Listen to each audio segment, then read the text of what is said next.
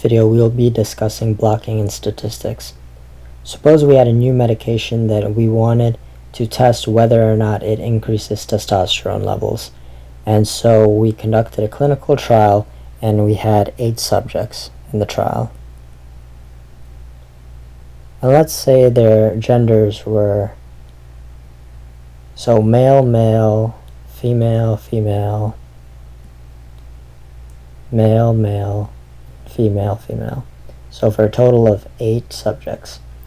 And suppose we randomly assign them to a treatment group, those that get the medication, and a control group, those that do not. Now let's say, because we randomly assign them, we end up getting something like male, male, female, male in the treatment group, and we end up getting female, female, female, male in the control group.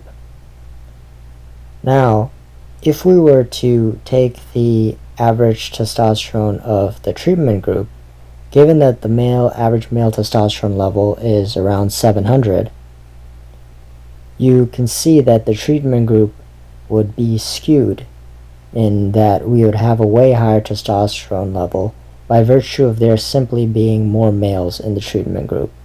3 males in the treatment group, and then in the control group we have 3 females. And so we see that the mean of the treatment group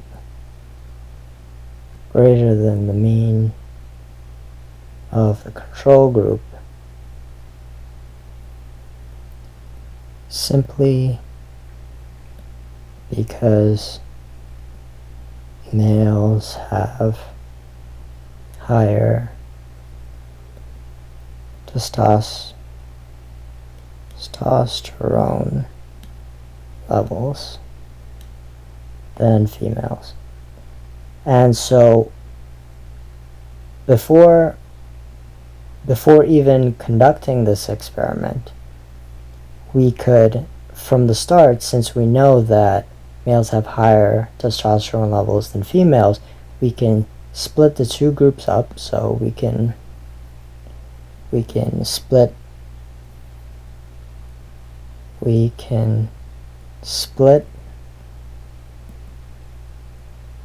participants into 2 groups,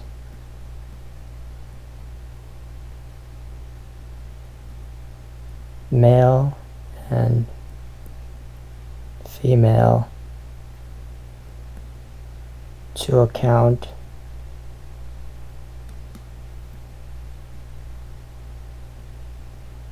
for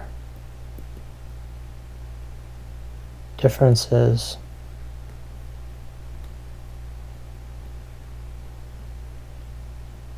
in the variable of interest. And I'll just put in parentheses testosterone. And so how we would do this is that we'd create a male category where we have the 4 males, and then a female category where we'd have the 4 females. And then now we will actually split the separately we'll split the groups into treatment and control. So for the male participants, we will then, since there are 4, we will assign 2 to be the treatment group, and then we'll assign 2 to be the control, conduct the experiment, see whether or not the 2 males that have the treatment have a higher level of testosterone, and then we'll do the same for the females. We'll give 2 of the females the medication, so they'll be in the treatment group, and 2 of the females will be in the control group. They won't get the medication. And so this way we have now tried to account for this biological difference before actually separating the individuals into groups and then testing. And so for the females, even though females on average have a lower level of testosterone, the medication should increase the if it's in fact doing what it's meant to do, it will increase the testosterone levels in the two females who have the treatment relative to those who did not get the treatment.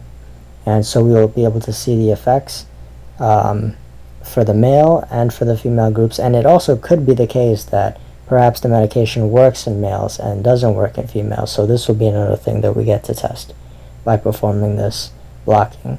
And so this is an example of blocking. Basically, to summarize, to identify something, a variable from the start that will affect the experiment, that's known to be associated with the variable of interest, right? In this case it's testosterone, and then to block on that, separating out the two groups, and then conduct the experiments for those groups separately. And so that's been it. Thanks for watching.